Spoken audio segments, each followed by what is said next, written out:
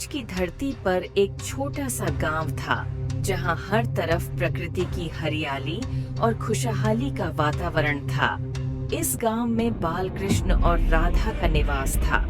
कहते हैं कि ब्रज में जब भी राधा और कृष्ण साथ होते, वहां का समय और स्थान दोनों ही थम सा जाता था।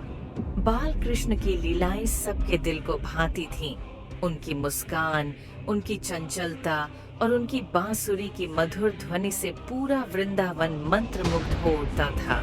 राधा भी बचपन से ही कृष्ण की सबसे प्रिय सखी थी। उनकी मित्रता और प्रेम की कहानियां आज भी ब्रज की गलियों में गूंजती हैं। एक बार कृष्ण ने गोकुल में बड़े ही चाव से एक नई बांसुरी बजाई। उस ध्वनि को सुनकर राधा मोहित हो गई और उसका अनुसरण करते हुए वह भी उस स्थान पर पहुंच गई जहां कृष्ण बांसुरी बजा रहे थे। उन दोनों का मिलन ऐसा था मानो समय ने भी उस पल को अपने में समेट लिया हो। कृष्ण जब भी ग्वालबाल संघ गोवर्धन पर्वत के नीचे गायों को चराने जाते, राधा भी अपनी सखियों के साथ वहां पहुंच जाती। वे दोनों अक्सर गोवर्धन की घाटियों में एक साथ खेलते और उनकी हंसी वहां की पवन में गूंज उठती।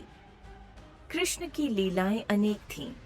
एक दिन उन्होंने यमुना के विषैले नाग कालिया का दर्प चूर किया। राधा ने जब यह दृश्य देखा तो उनके मन में कृष्ण के प्रति भक्ति और भी गहरी हो गई। ब्रज की होली राधा और कृष्ण के प्रेम की एक अनूठी मिसाल है। कृष्ण ने राधा संग होली खेलते हुए उन पर रंग डाला और राधा ने भी कृष्ण को रंगों में सराबोर कर दिया। उनकी इस लीला को देखकर सभी ग्वालबाल और ब्रजवासी भी उत्सव में शामिल हो गए। कृष्ण और राधा का प्रेम विशुद्ध और अटूट था।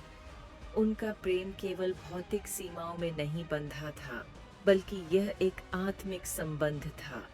राधा के प्रेम में कृष्ण ने स्वयं को पाया और कृष्ण के प्रेम में राधा ने अपने आप को खो दिया। ये कहानी हमें सिखाती है कि प्रेम की कोई सीमा नहीं होती।